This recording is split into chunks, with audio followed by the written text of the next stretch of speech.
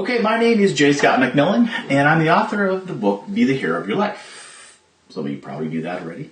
And I'm a holistic life coach, and I help people get unstuck, find their purpose, and live a passionate, holistic, healthy life. But probably not how you think so. Let's dive into the hero's journey a little bit, and let's look at a story format that we can take as an example to help us get through this, or help me get through this, and maybe some of you too. So, remember, as a hero, you've answered the call to adventure, you've found some mentors, you've crossed the threshold into the unknown world, and you started down the path of the journey, and you met some allies, you passed some tests, and you've defeated some enemies, right? So by now you're through 6 stages, basically, at this point. But there's 6 left to go, right, in the journey? There's 12 stages in the journey. So stage 7 is preparing yourself for more battles to come, because you're not done with the journey. But stage 8 is what's called the ordeal. And that's what I want to focus on today, because I think the ordeal in the hero's journey is probably the most significant stage that there is. Now this is where the hero enters the central part of that unknown world that they've stepped into. And once you're into that point, there's really no turning back. And this is where the hero has to face their greatest fears, their greatest challenges. Now, in some myths, this is portrayed as confronting death. And in some stories, the hero actually dies. Now, of course, there are plenty of stories where the hero dies for a great cause or a reason, and it makes sense in the story. But what I'm talking about is the stories that have the hero die and then come back to life stronger and better than before. So, let's just start with the obvious example about Jesus Christ.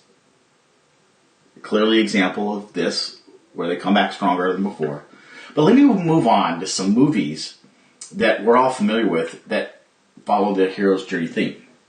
So, like Lord of the Rings, you've got Gandalf the Grey, who dies and becomes Gandalf the White, and he's got greater powers, right? You've got the TV show, $6 Million Man, where they rebuild Steve Austin, right? And they become a stronger version of a human. I may be telling my age a little bit with that one, sorry. And the TV show Smallville, my daughter loves this show. And they nearly kill Superman off, and even in the comic books, they nearly kill him off a bunch of different times, but he comes back even stronger, right? But the movie I want to talk about today is The Matrix.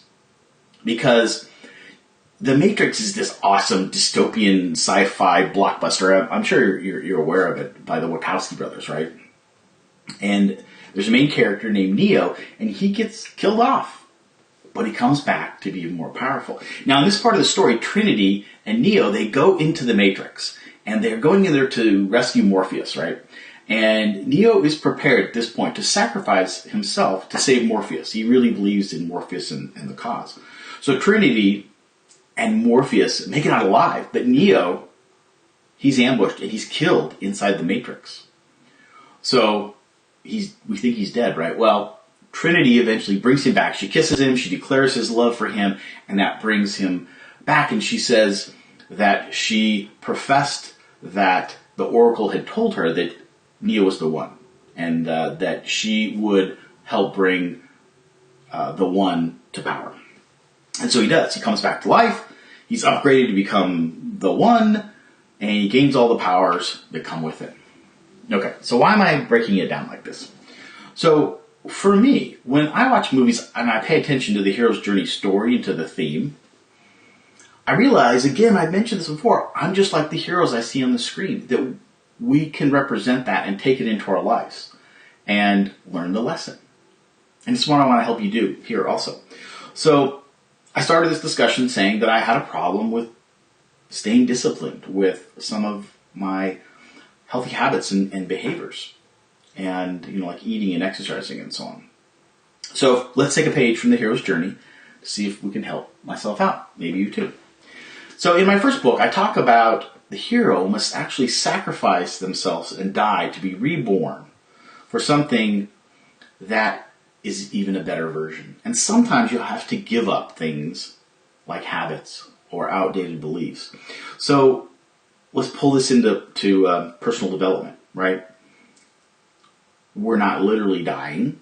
The issue is the behavior or the beliefs that we have that are getting in our way have to die, right? So that part of us has to die.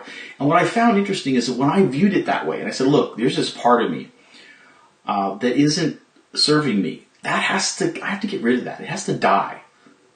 And once it does, it will make room to be rebirthed into these new, more healthy behaviors.